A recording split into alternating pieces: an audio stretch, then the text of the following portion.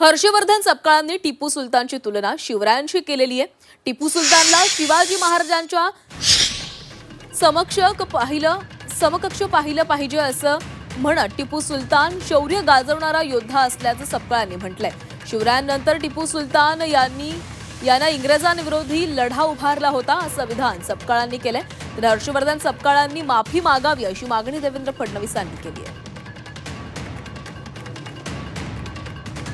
शौर्य ज्या पद्धतीचा आहे आणि एक स्वराज्य नावाचा त्यांनी ज्या पद्धतीने एक विचार दिलाय, अगदी त्यांच्याच मांडेआळीमध्ये त्यांच्यानंतर त्यांच्या बऱ्याच कालावधी लोटल्यानंतर त्यांचा आदर्श घेऊन टिपू सुलतान यांनी इंग्रजांच्या विरोधात कुठेतरी लढा पुकारला होता आणि त्या अर्थानं टिपू सुलतान हे एक शौर्य गाजवणारे एक योद्धे होऊन गेले, एक भारताचे भूमिपुत्र होऊन गेले।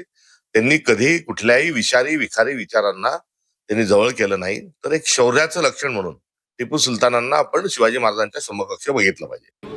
खरं म्हणजे त्यांना लाज वाटली पाहिजे। टिपू सुलतान सारख्या नराधमाची तुलना छत्रपती शिवरायांशी करण्याचं जे त्यांनी काम केलेलं आहे अतिशय निंदनीय आहे। सामान्य रयतेचं राज्य तयार करणारे छत्रपती शिवराय होते आणि त्याचवेळी हजारो लाखो हिंदूंची हत्या करणारा टिपू सुलतान याची तुलना करून दोघांनाही सारखा सन्मान द्या म्हणणं यापेक्षा जास्त लांगुल चालन, जोडे चाटणं हे या जन्मात मी बघितलेलं नाही। आम्ही हे बिलकुल सहन करणार नाही। टिपू सुलतान आणि छत्रपती शिवरायांची तुलना केली याबद्दल त्यांनी माफी मागितली पाहिजे।